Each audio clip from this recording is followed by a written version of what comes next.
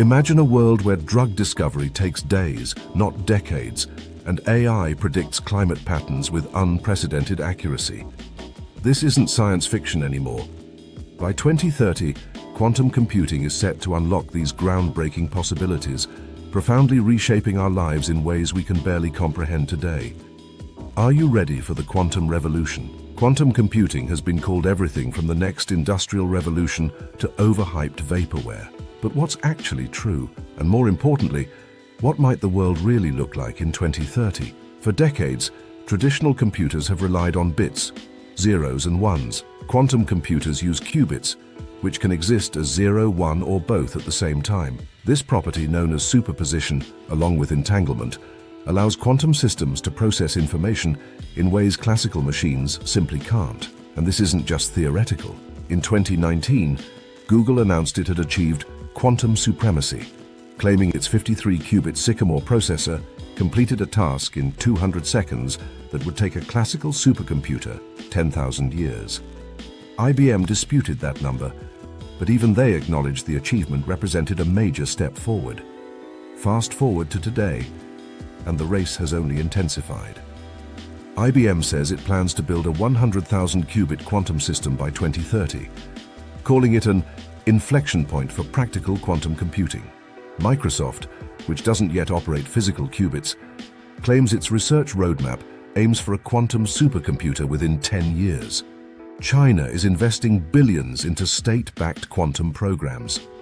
In 2020, a team at the University of Science and Technology of China reported a photonic quantum experiment they said was 100 trillion times faster than the fastest classical machines.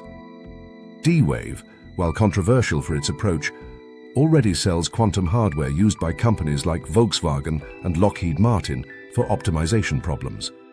So what does all this mean by 2030? Analysts aren't always aligned, but there's a rough consensus forming. Quantum computers won't replace classical computers, but they could become powerful accelerators for specific tasks. According to McKinsey, 4 sectors stand to benefit first. 1. Pharmaceuticals. 2. Chemicals and materials science. 3. Finance. 4. Cybersecurity. In drug development, quantum systems could simulate molecules with a precision that classical computers can't match. When asked about this potential, IBM's VP of Quantum, Jay Gambetta, said, "We're going to be able to model nature with quantum computers in ways that are impossible today." For finance, banks like JP Morgan and Goldman Sachs already have dedicated quantum teams. Goldman's head of quantum research described the technology as potentially transformative for risk modeling and portfolio optimization. And then there's cybersecurity.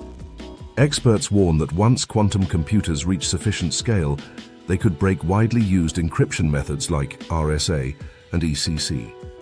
A study by the US National Institute of Standards and Technology, NIST, described this future threat as a matter of when, not if. This is why governments are rushing to roll out post-quantum cryptography, with NIST already standardizing new algorithms. But here's the grounding reality. Quantum computers remain extremely fragile. Qubits must be kept colder than outer space. Even tiny vibrations can cause errors, and today's machines rely heavily on error correction, which itself requires thousands of physical qubits to create just one stable logical qubit. That's why some physicists, like MIT Professor Scott Aronson, caution against unrealistic expectations.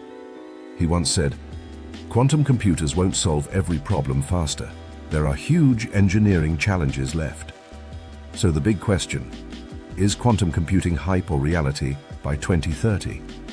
The most realistic answer is both.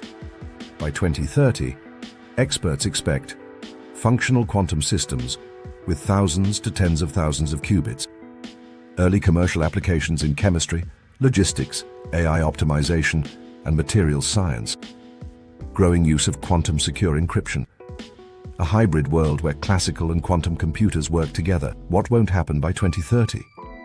Quantum laptops, quantum-powered general AI, a complete overhaul of the computing industry, unlimited breakthroughs in every field. As physicist John Preskill, who coined the term quantum supremacy, puts it, quantum computing is in its early days, but progress is accelerating. The next decade will be crucial.